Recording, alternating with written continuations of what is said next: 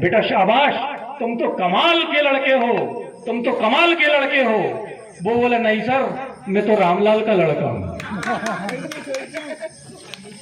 बच्चे बहुत होते हैं। अभी 2 अक्टूबर को नशा मुक्ति अभियान चल रहा था। गोल्हानी जी के स्कूल में प्रतिज्ञा दिलवाई गई, शपथ दिलवाई गई कि बेटा कसम खाओ, सौगंध खाओ कि आज के बाद हम नशा नहीं करेंगे, तंबाकू, गुटखा, बीड़ी, सिगरेट, नशीले पदार्थों का सेवन नहीं करेंगे और वक्त पड़ा तो देश के लिए अपनी जान भी दे देंगे।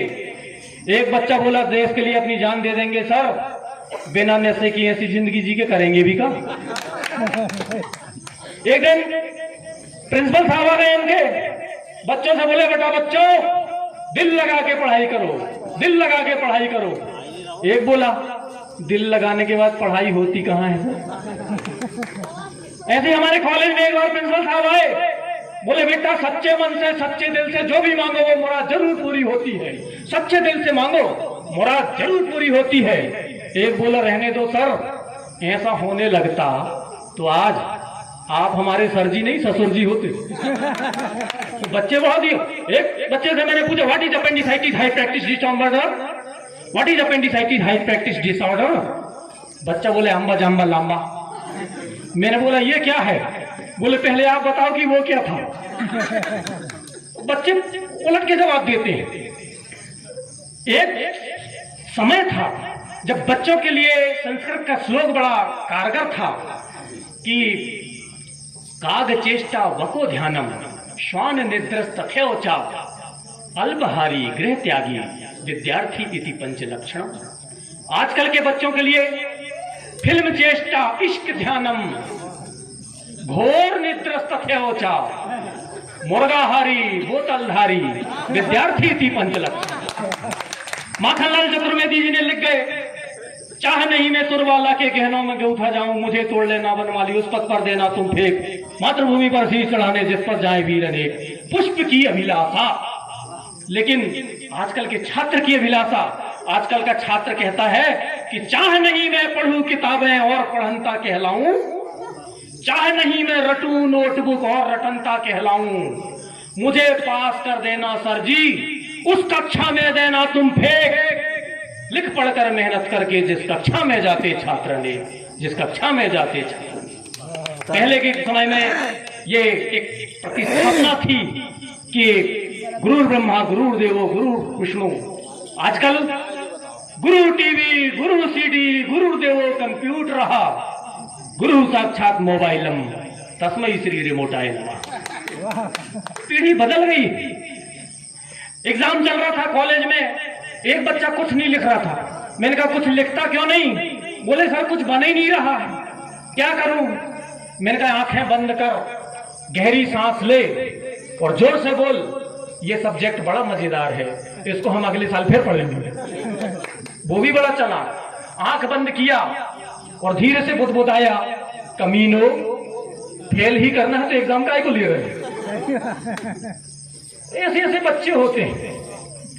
अभी मैं बस में आ रहा था एक दिन, अब बस में सारे ऐसे गड्ढे हो गए हैं सड़कों पे कि बस में जब ड्राइवर साहब ने ब्रेक मारा, पीछे की सवारी उलट के आगे आ गई। सामने एक युवती बैठी थी खूबसूरत सी, मैं तो उसके ऊपर जाके गिरा, वो बड़ी झल्लाई। मेरा स्टूडेंट भी था, वो भी टकरा गया। स्टूडेंट के ऊपर क्रोधित हुई, बोले तुम क्या करते हो। वो बोला मैं केवलारी कॉलेज में बीए करता हूँ। फिर मेरे ऊपर झल्लाई, मैं उसके ऊपर जाके गिरा, वो बड़ी झल्लाई। मैंने कहा नाराज काहे को होती हो, तुम्हें तो खुश होना चाहिए कि बिना मेहनत के तुम्हारी गोद भर गई। उससे परिचय हुआ, मेरा दुस्साहस बढ़ा। मैंने कहा मोहतरमा यदि मैं आपको किस करूं और भाग जाऊं, आपको मैं किस करूं और भाग जाऊं तो आप क्या समझोगी।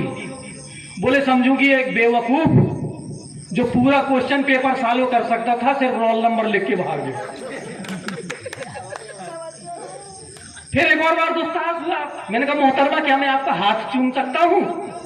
बोली कमीने क्या मेरे होठों में जहर लगा। तो हाथ से कहीं से भी उत्पन्न हो जाता है। पीछे की सवारी उलट के आगे आ गई, क्योंकि एक के साथ 2 गड्ढा फ्री।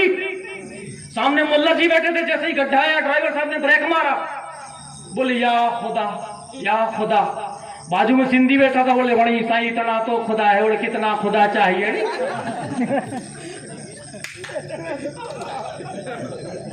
अब भाई साहब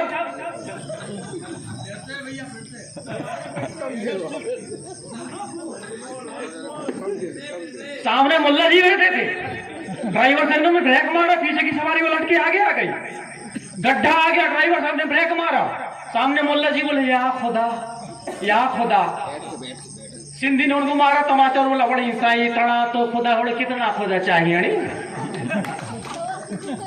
एक युवती से मैं टकरा गया, वो बोली एक्सक्यूज मी भाईजान, मैंने कहा कंफ्यूज काहे को करती हो, ये तो भाई बोल या जान। अब एक भाई साहब बीड़ी पी रहे थे, बुढ़िया ने बड़ा एतराज किया, बोले देखिए कंडक्टर भैया जो इंजन जैसे बिल्कुल धुआं फेंको जा रहा है, भग भग भग भग बीड़ी पी रहा हूं। कंडक्टर भैया बोले क्यों, तुमको पता नहीं है सीट के बगल में खिड़की के ऊपर लिखा है धूम्रपान वर्जित है। वो दादा बोले अरे भैया पता है कि सीट के बगल में खिड़की के ऊपर लिखा है धूम्रपान वर्जित है, मगर उसके बाजू में ये भी तो लिखा है केवल महिलाओं के लिए। दोनों चीज को एक साथ पड़ गया, तो कई तरह के हादसे उत्पन्न हो जाते हैं।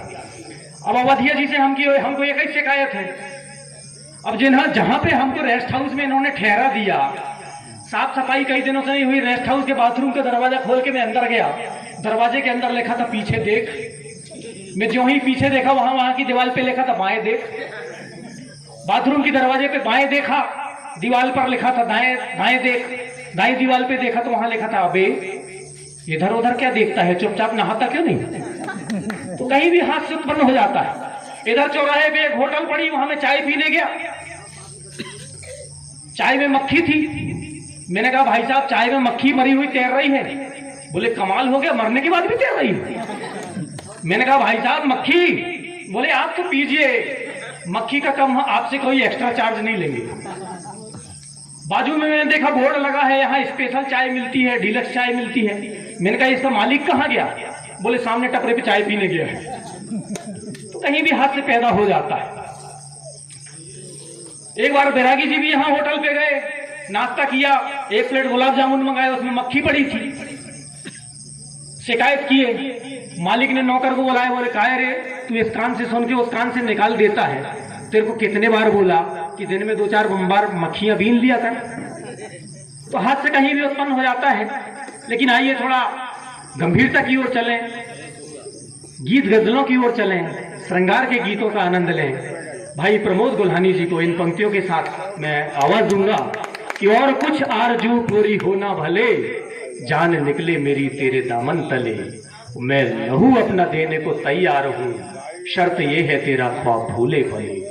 आइए स्वागत है गुल्हानी का।